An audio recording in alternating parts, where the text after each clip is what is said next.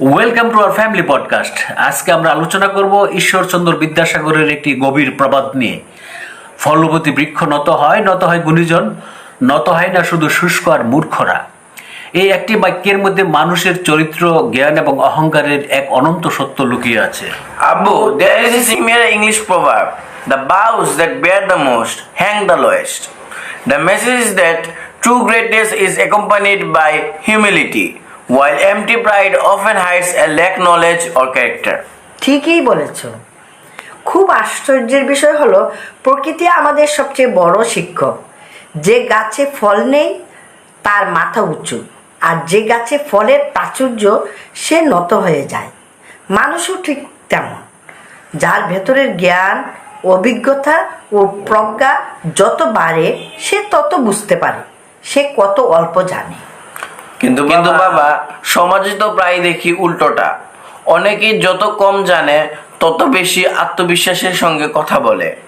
আবার সত্যিকারের জ্ঞানীরা অনেক সময় খুব সংযত থাকেন। কেন?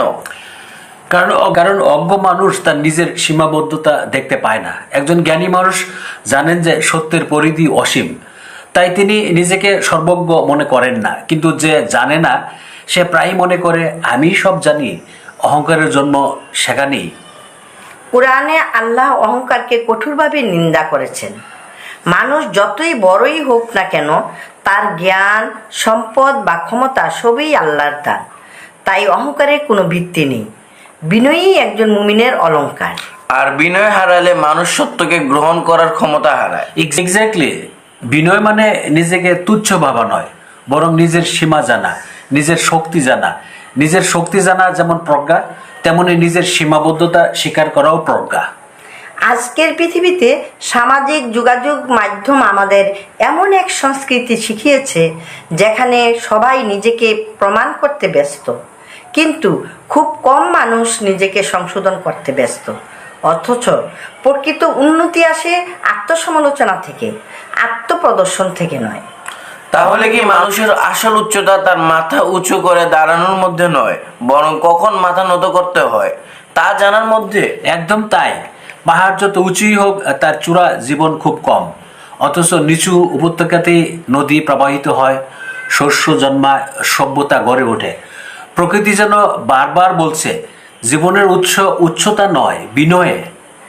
আমরা যদি প্রতিদিন নিজেকে প্রশ্ন করি, আজ আমি কি শিখলাম, তাহলে হয়তো আমরা আরও বিনয়ী হব।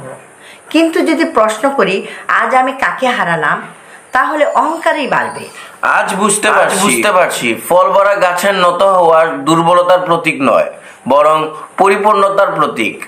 আর শুকনো গাছের সুজা দাঁড়িয়ে থাকা শক্তির নয়, শূন্যতার প্রতীক।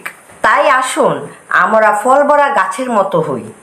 যত জ্ঞান অর্জন করি তত বিনয়ী হই। কারণ ইতিহাস মনে রাখে না কে সবচেয়ে বেশি অহংকার করেছিল। ইতিহাস মনে রাখে সেই মানুষদের যারা মহান হয়েও মানুষের সামনে মাথা নত করতে জানতেন। And that's all